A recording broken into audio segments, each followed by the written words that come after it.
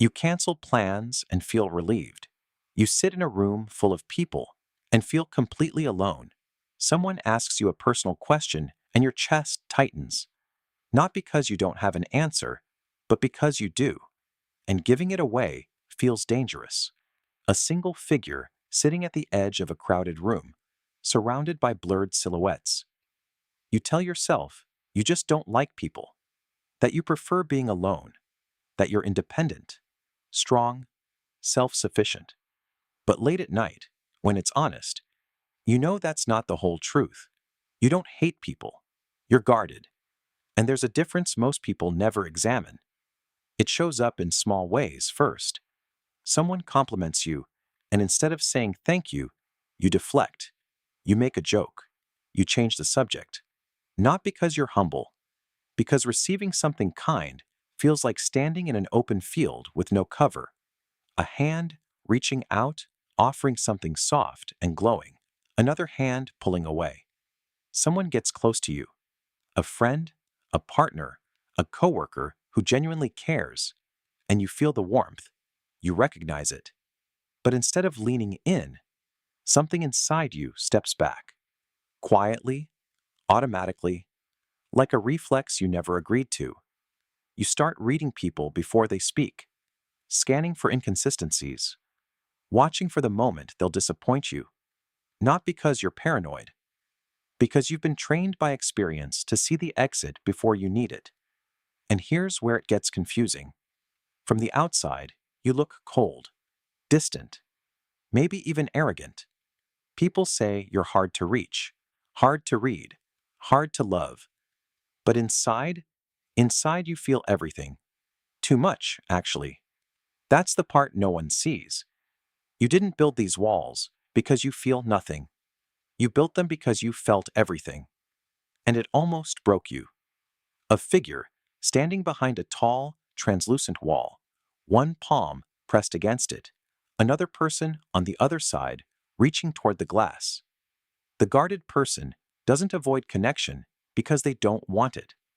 They avoid it because they know exactly how much it costs when it fails. You remember the specific moment someone you trusted turned into someone you didn't recognize. The friend who left without explanation. The parent who was there physically but absent emotionally. The person who said, "I'll never hurt you," and then did, not dramatically, but slowly, in ways that made you question your own memory. So you adapted. You stopped volunteering information. You stopped being the first to text.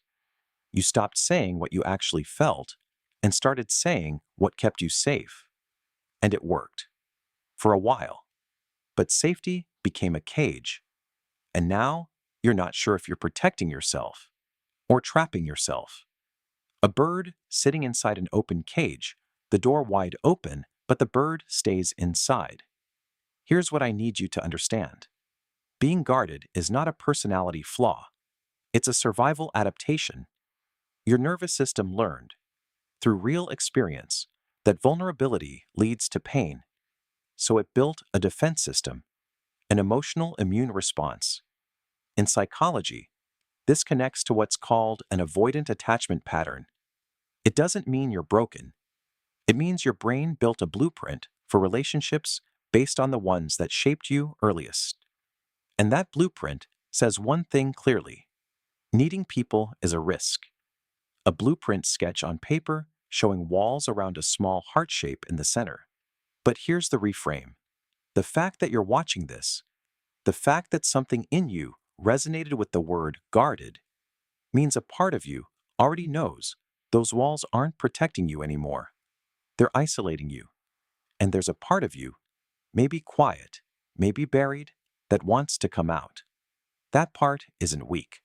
That part is the bravest thing inside you. Let me explain what's actually happening in your brain. When you experience emotional pain, especially repeated or early pain, your amygdala, the brain's threat detection center, tags closeness as a danger signal. Not logically, neurologically. So every time someone gets close, your brain doesn't think this is love. It thinks this is where pain starts. Abstract brain animation with a small alarm light pulsing near the center. Your prefrontal cortex, the rational part, might know this person is safe, but your amygdala responds faster than logic. It fires before you can reason. That's why the wall goes up before you even decide to raise it. Think of it like this. Imagine you touched a stove when you were young. You got burned. Now every time you see a stove, even one that's off, even one that's cold, your hand pulls back. Not because this stove is dangerous, but because your body remembers what heat felt like. That's what being guarded is. Your heart touching the cold stove, A.